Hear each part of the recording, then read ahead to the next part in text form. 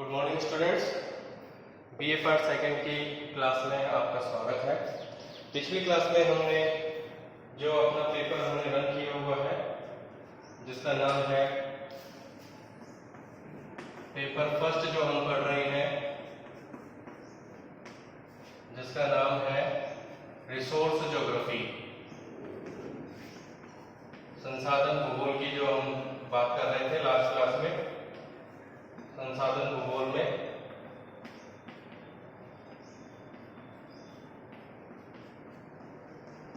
पिछली क्लास में हमने बात की थी कि संसाधन किसे कहते हैं और संसाधनों की परिभाषा वगैरह के बारे में, और उसके बाद में हमने संसाधनों की जो है कंडीशंस के बारे में पढ़ा था।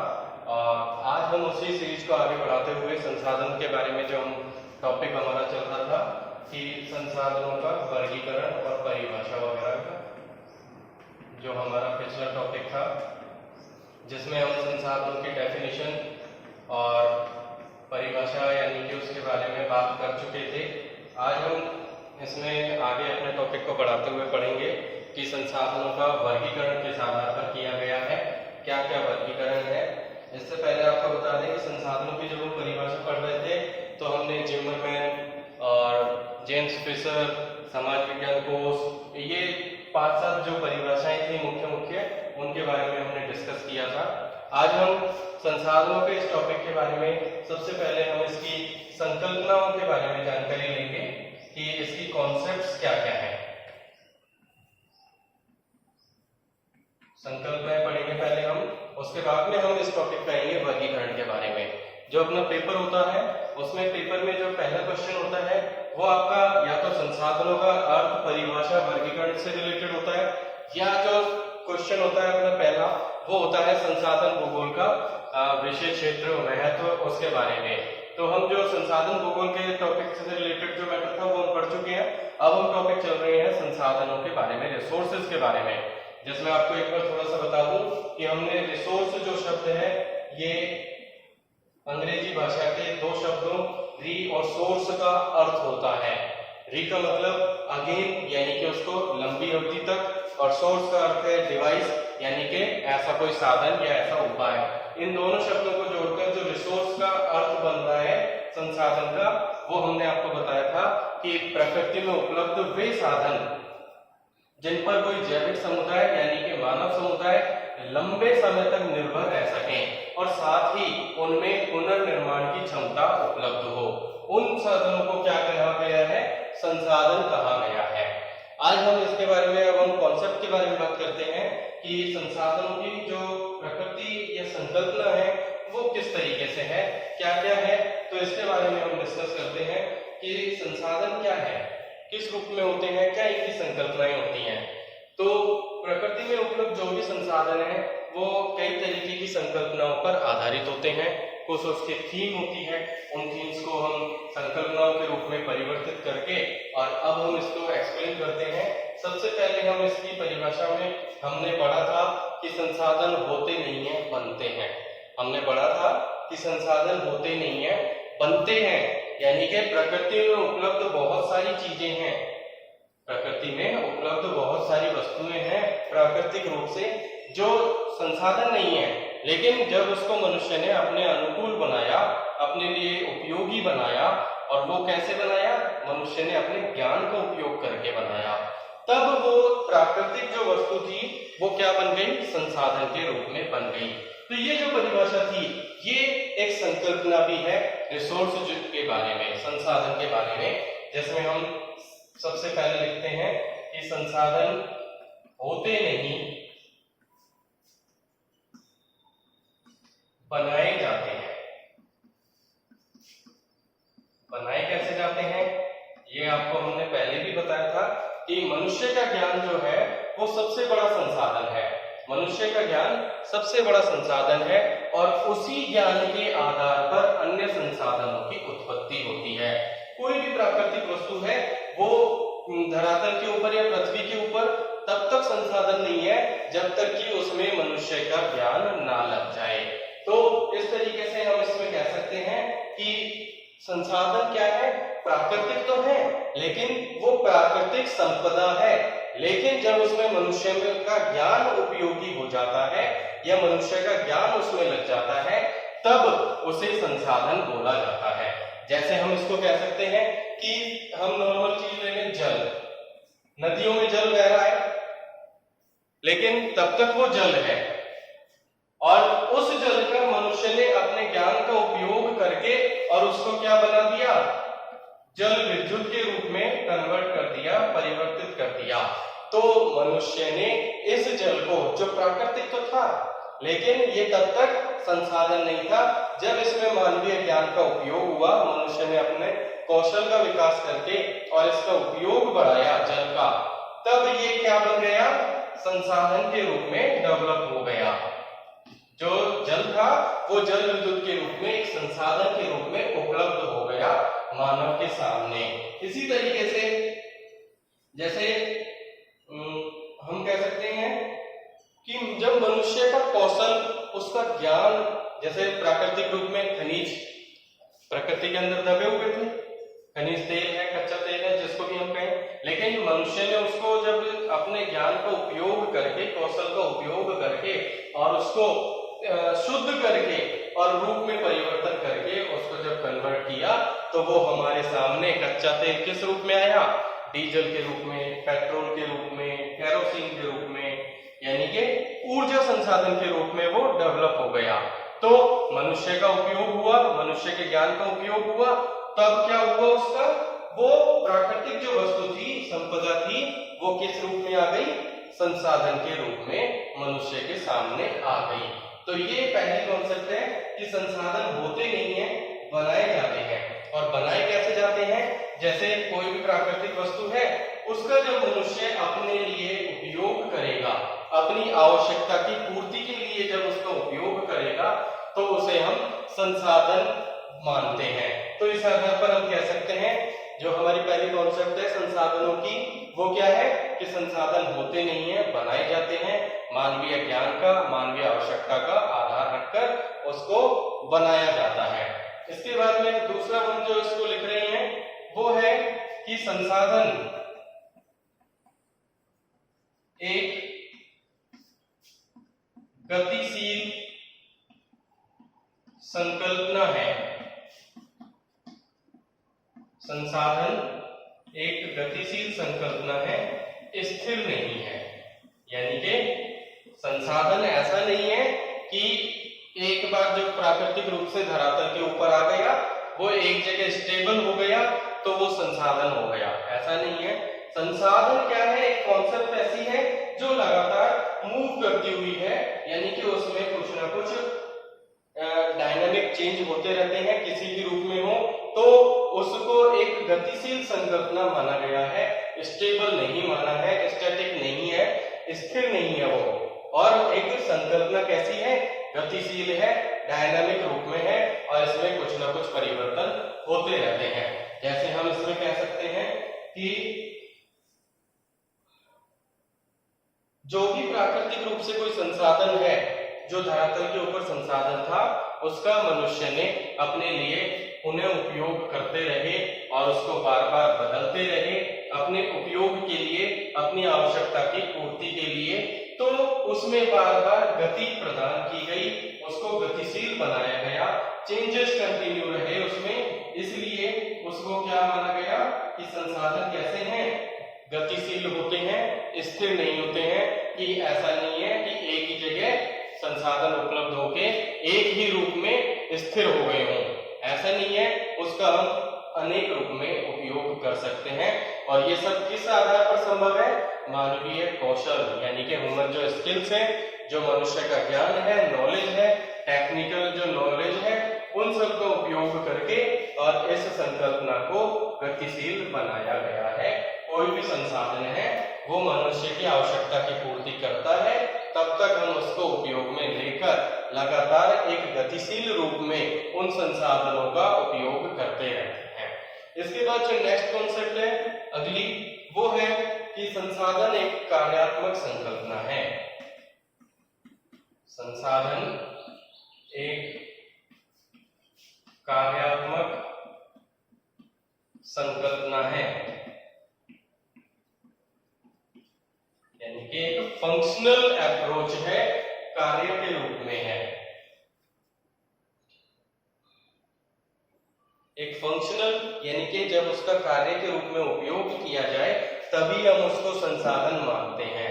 जैसे कि पृथ्वी के धरातल के अंदर लकड़ियां दबी हुई थी, कोयले के रूप में थी, वो जल के तापमान के कारण, परिवर्तन के कारण उसमें रूप परिवर्तन हुआ और वो धरातल के नीचे थी।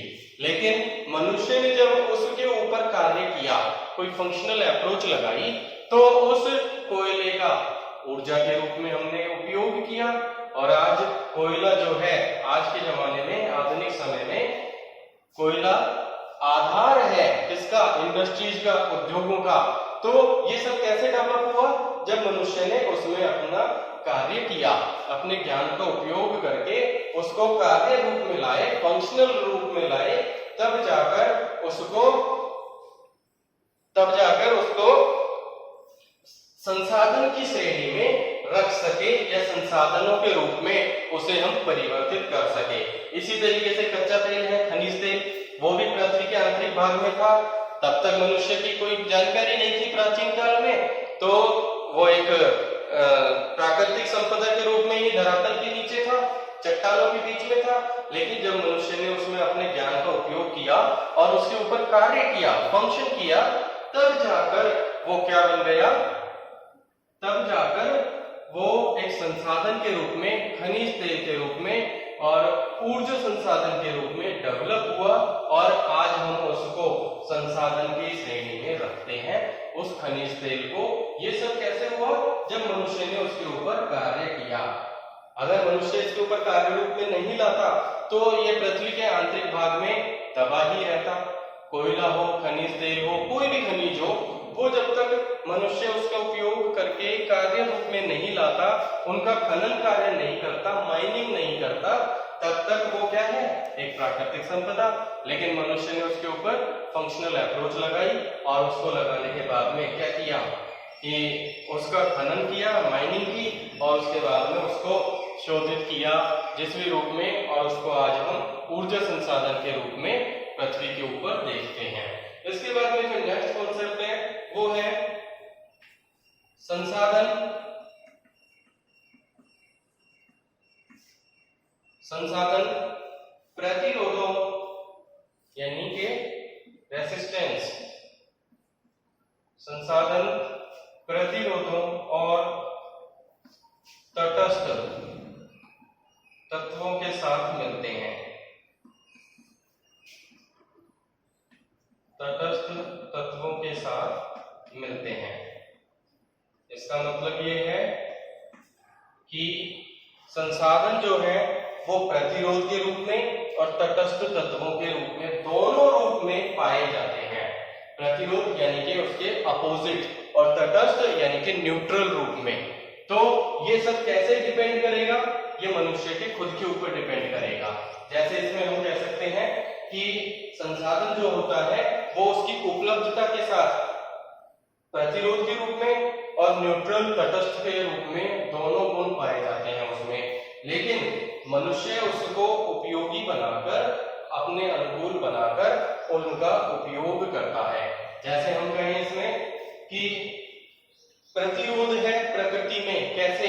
जैसे बाढ़ आ गई, भूकंप आ गया, कोई भी प्राकृतिक घटना, बंजर भूमि है, ये सारे प्रकृति के प्रतिरोध हैं। यानी कि इनका कोई यूज नहीं है, बल्कि ये प्रकृति के ऊपर कहर ढाते हैं, विनाश करते हैं, डिस्ट्रॉय कर देते हैं सब चीजों को। तो ये प्रतिरोध के रूप में है प्रकृति के लिए। लेकिन इसको तटस्थ तत्वों के रूप में, न्यूट्रल के रूप में क्या है? मनुष्य का ज्ञान है, मनुष्य की जो कहते हैं स्वास्थ्य है, ये सब तटस्थ तत्वों के रूप में है। और जब इनके ऊपर उपयोग किया जाता है तो इसको भी कुछ रूप में अपने अनुकूल बनाया जा सकता है।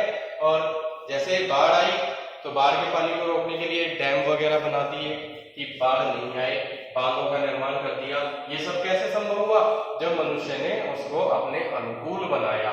तो इस तरीके से कहा जाता है कि जो संसाधन होते हैं वो प्रतिरोध और तटस्थ दोनों के साथ उत्पन्न होते हैं और दोनों के गुण उस संसाधन में पाए जाते हैं। इसकी अनुकूलता जो मनुष्य के गुण है, मनुष्य का स्वभाव है, मानवीय प्रकृति है, और जो मनुष्य का ज्ञान है ये अनुकूल है, लेकिन जो प्रतिरोध है ये प्रतिकूल कंडीशन होती है, अपोजिट कंडीशन होती है।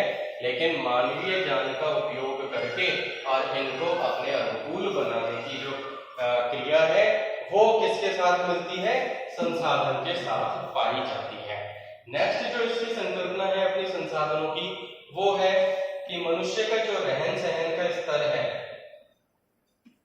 मनुष्य के रहन सहन का स्तर,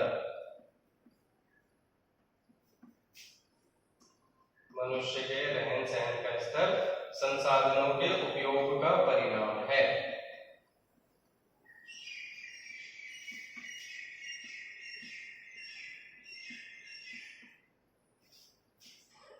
संसाधनों के उपयोग का परिणाम है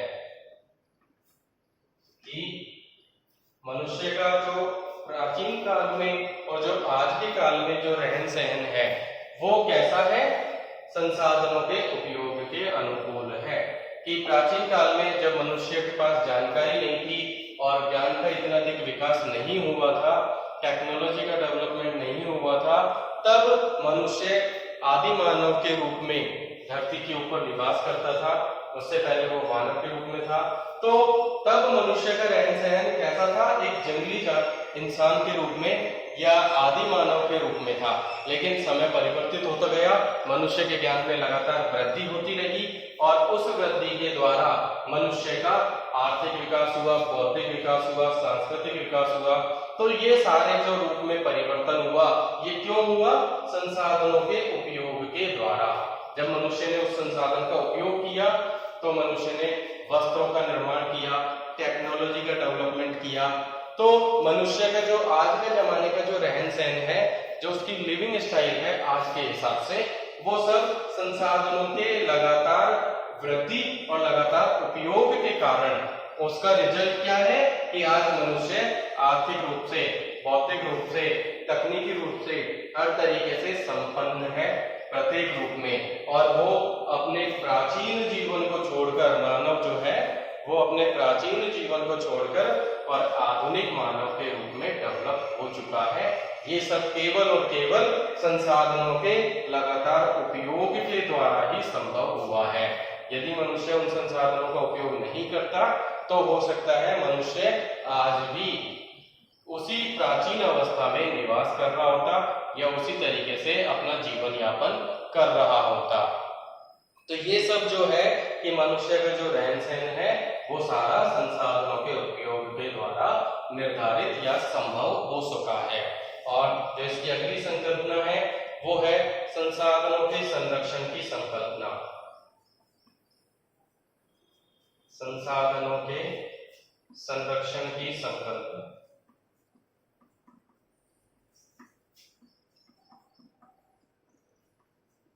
यानी कि अब तक हमने जो और संकल्पनाएं पढ़ी वो मनुष्य के द्वारा उन संसाधनों का विकास, उन संसाधनों का उपयोग था।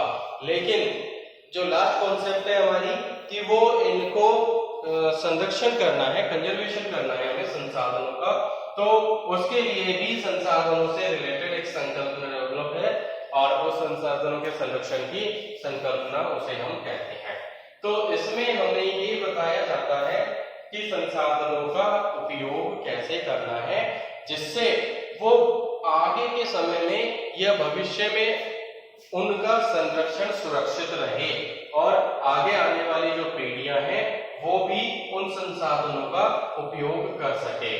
तो ये संरक्षण की कोई भी संसाधन है उसका किस मात्रा में उपयोग करना है या उसका और विकल्प क्या डेवलप हो सकता है कि वो संसाधन और आगे के रूप तक या भविष्य में लंबे समय तक उस संसाधन का क्या किया जाए? संरक्षण किया जाए, जिससे कि उसका भविष्य की आगे आने वाली पीढ़ियों के द्वारा भी उपयोग किया जा सके। जैसे हम कहें कि प्राचीन काल में ऊर्जा का साधन कोयला था, तो मनुष्य कोयले के ऊपर निर्भर था, लेकिन उसके बाद में खनिज तेल की प्राप्ति हुई, तो खनिज तेल के रूप में संसाधन जो ऊर्जा संसाधन डेवलप हुआ। उसके बाद में और टेक्नोलॉजी डेवलपमेंट हुई और प्रकृति क्या नाम है मानव के द्वारा उन संसाधनों के रूप में ऊर्जा संसाधन के रूप में जल विद्युत ऊर्जा, पवन ऊर्जा, ज्वारीय ऊर्जा, टाइटल जो बोलते हैं, ये सारी ऊर्जा के रूप में जो और स्रोत या और साधन डेवलप किए। तो अब मनुष्य क्या है, कोयले को छोड़ के पेट्रोल खनिज तेल की तरफ आया और खनिज तेल को छोड़कर किस तरफ आ गया, जल विद्युत ऊर्जा के रूप में, पवन ऊर्जा के रूप में, सौर ऊर्जा के रूप में। तो ये सारा इसलिए डेवलप किया गया है कि खनिज तेल, कोयला प्रकृति के अंदर सीमित मात्रा में है और इनका उपयोग लगातार इतनी अधिक मात्रा में नहीं किया जाए कि ये प्रकृति में समाप्त हो जाए और भविष्य में जो पीढ़ियां आगे होंगी भविष्य में इनके भंडार उपलब्ध नहीं हो। तो इस सब को समझाने के लिए संसाधनों के संरक्षण की संकल्पना का डेवलपमेंट हुआ है।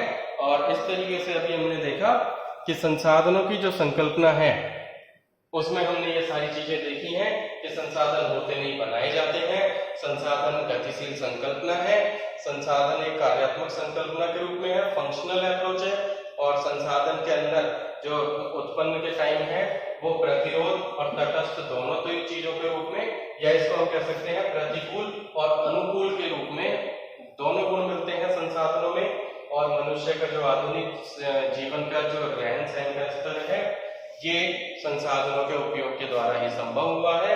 और लास्ट में जो इसमें हमने पढ़ा कि संसाधनों के संरक्षण की संकल्पना कि सीमित मात्रा में जो हमारे पास संसाधन उपलब्ध हैं उनका हम किस तरीके से दोहन करें, उपयोग करें कि वो आगे के समय के लिए भविष्य में संरक्षित रह सके और आगे भी उनका संरक्षण किया जा सके।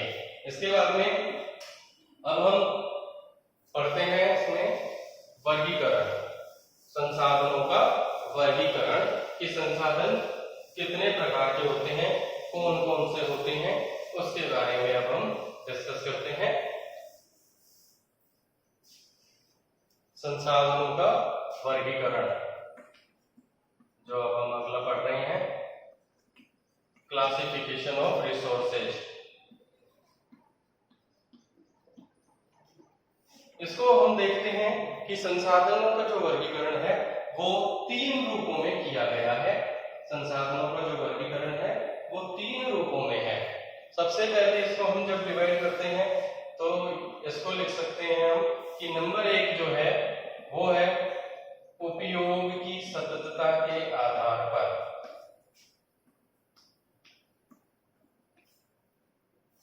उपयोग की सततता के आधार पर यानी कि मनुष्य जब संसाधनों का सतत मतलब कंटिन्यू लगातार उसका उपयोग करता रहे तो किस रूप में वो संसाधन डेवलप होंगे। तो जो पहला वर्गीकरण है वो है उपयोग की सततता के आधार पर, जिसमें इसके 3 प्रकार होते हैं। नंबर 1 नव्यकरणीय, नंबर 2 अनव्यकरणीय और नंबर 3 चक्रीय संसाधन, रिसाइकलेबल।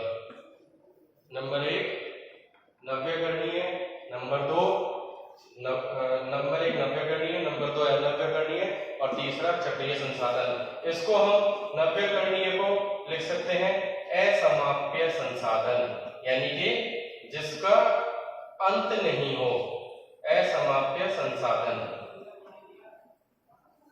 दूसरे इसको लिख सकते हैं हम अनव्यकरणीय यानी कि समाप्य संसाधन।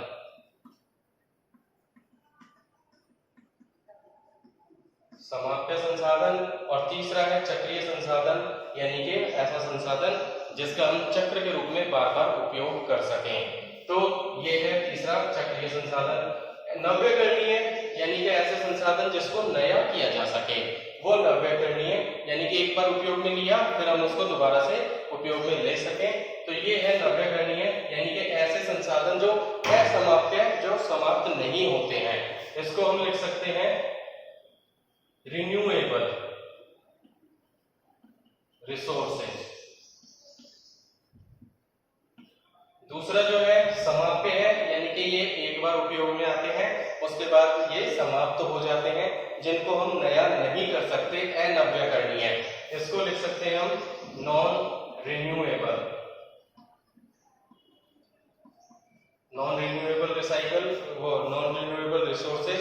और तीसरा जो है चक्रीय, यानी कि रिसाइकलेबल, यानी कि ऐसे संसाधन जिस पर बार बार उपयोग किया जा सके, एक चक्र के रूप में उसका उपयोग किया जा सके। तो ये पहला वर्गीकरण है उपयोग की सततता के आधार पर, यानी कि उपयोग करते रहेंगे और किस रूप में उसको हम परिवर्तित करते रहें, कौन कौन से संसाधन बनते हैं। इसके बाद दूसरा जो है वो है उत्पत्ति के आधार पर। दूसरा जो वर्गीकरण है वो है उत्पत्ति के आधार पर, यानी कि उनकी उत्पत्ति किस रूप में होती है और वो कौन कौन से संसाधन हैं, वो उसके बारे में हम पढ़ेंगे उत्पत्ति के आधार पर, जिसमें दो रूप हैं। एक बोलते हैं हम जैविक संसाधन और दूसरा बोलते हैं अजैविक संसाधन। दूसरा बोलते हैं अजैविक संसाधन, यानी कि ये बायोटिक रिसोर्सेज और ये एबायोटिक रिसोर्सेज। तो ये पहला उपयोग की सततता के आधार पर, जिसके तीन रूप थे, रिन्यूएबल, नॉन रिन्यूएबल और रिसाइकलेबल। और उत्पत्ति के आधार पर उनकी फॉर्मेशन कैसी है, उस आधार पर संसाधन दो प्रकार के हैं, बायोटिक और अबायोटिक, यानी कि जैविक संसाधन और अजैविक संसाधन। इसके बाद में जो तीसरा वर्गीकरण है वो है, इसको हम पढ़ रहे हैं अगले को, वो है उद्देश्य के आधार पर, कि उनका पर्पस क्या है, किस रूप में है और उस आधार पर कौन कौन से संसाधन होते हैं। इसमें इनका डिवीजन जो है हम आगे अगली क्लास में एक्सप्लेन करके पढ़ेंगे, अभी हम ये केवल इनके क्लासिफिकेशन पढ़ रहे हैं। इसमें जो तीसरा रूप है जिसको हम कह सकते हैं, पहला उपयोग की सततता के आधार पर था, दूसरा उत्पत्ति के आधार पर और तीसरा है उद्देश्य के आधार पर। उद्देश्य के आधार पर संसाधन कौन कौन से हैं, इसको हम तीन भागों में डिवाइड करते हैं। इसको लिखते हैं हम ऊर्जा संसाधन, एनर्जी रिसोर्सेज। दूसरा लिखते हैं हम कच्चा माल, रॉ मटेरियल के ऊपर कौन कौन से संसाधन होते हैं, और तीसरा लिखते हैं हम खाद्य पदार्थ के रूप में। तीसरा जो है खाद्य पदार्थ के रूप में है। तो जो उद्देश्य के आधार पर है, संसाधन तीन प्रकार के हैं, ऊर्जा संसाधन, कच्चा माल के रूप में और खाद्य पदार्थ के रूप में। ऊर्जा संसाधन के भी फिर आगे और डिवीजन बनते हैं, और इसका जो वर्गीकरण है वो है कि जो अभी हमने पढ़ा था उपयोग वाले में, कि एक तो समाप्य संसाधन, यानी कि जिनको समाप्त हो जाते हैं, और दूसरा असमाप्य संसाधन,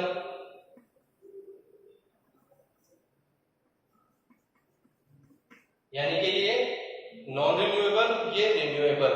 जैसे समाप्य संसाधन में क्या है, लकड़ी है जिनकी मात्रा सीमित होती है, कोयला है, खनिज तेल है, ये समाप्य रूप में है, नॉन रिन्यूएबल है। दूसरा है असमाप्य, जो रिन्यूएबल है, जो समाप्त नहीं होता, जैसे इसमें ऊर्जा के रूप में पवन है, जल ऊर्जा है, सौर ऊर्जा है। तो ये इसके ऊपर दूसरा डिवीजन है। इसके बाद में कच्चे माल में हम पढ़ते हैं कि इसके भी तीन पार्ट हैं। कच्चे माल के तीन पार्ट हैं, ये है खनिज के रूप में, खनिज के रूप में जो है लोहा है, बॉक्साइट है, जो भी प्रकृति के द्वारा पृथ्वी के धरातल पर या पृथ्वी के आंतरिक भाग में जो खनिज उपलब्ध है वो इस श्रेणी में रखा जाता है। जो कच्चे माल के रूप में उपलब्ध होते हैं, जैसे लोहा है, तांबा है, कोई भी खनिज है। इसके बाद में इसका जो दूसरा पार्ट है वो है वनस्पति के रूप में। दूसरा जो है वो वनस्पति के रूप में है, और इस वनस्पति के भी दो पार्ट हैं, एक है प्राकृतिक, वनस्पति के दो भाग हैं जिसमें एक है प्राकृतिक और दूसरा है कृषिगत। कृषिगत यानी कि जो कृषि से उत्पन्न हो, जैसे कोई भी फसल है वो प्रकृति के द्वारा उत्पन्न है, वो कृषिगत वनस्पति संसाधन है जो कच्चे माल के रूप में उपलब्ध है।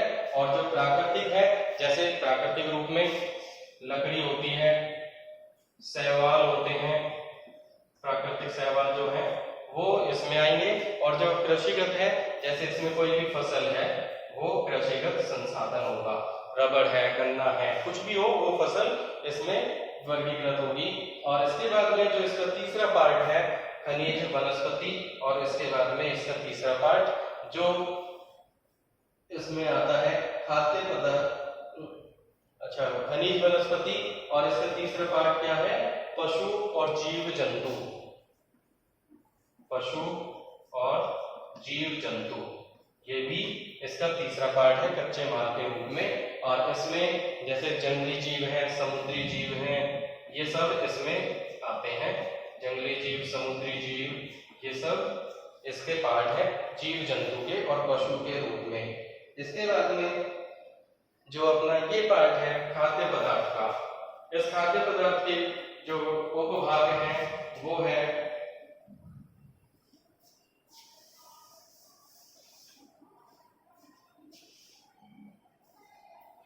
इसके भी तीन पार्ट हैं। जैसे खाद्य पदार्थ में हम बात करें कि इसमें जो है वो खनिज पदार्थ के रूप में है। खाद्य पदार्थ में जो खनिज के रूप में उपलब्ध होता है संसाधन, जैसे खाद्य की है लेकिन वो खनिज के रूप में उपलब्ध हो रहा है, जैसे नमक, ये इसमें आता है।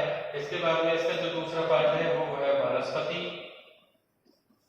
जिन वनस्पति का उपयोग किया जाता है इसमें, जैसे खाद्यान्न फसलें हैं, कंदमूल है, सब्जियां हैं, जैसे इसमें लिख देते हैं हम खाद्यान्न फसलें, सब्जियां, और जो फल फूल वगैरह जो बनते हैं जो मनुष्य के खाद्य पदार्थ के रूप में काम आते हैं, वो इस वनस्पति के रूप में यहाँ उपलब्ध होगा इस संसाधन में। और जो इसका तीसरा पार्ट है वो है पशु और जीव जंतु।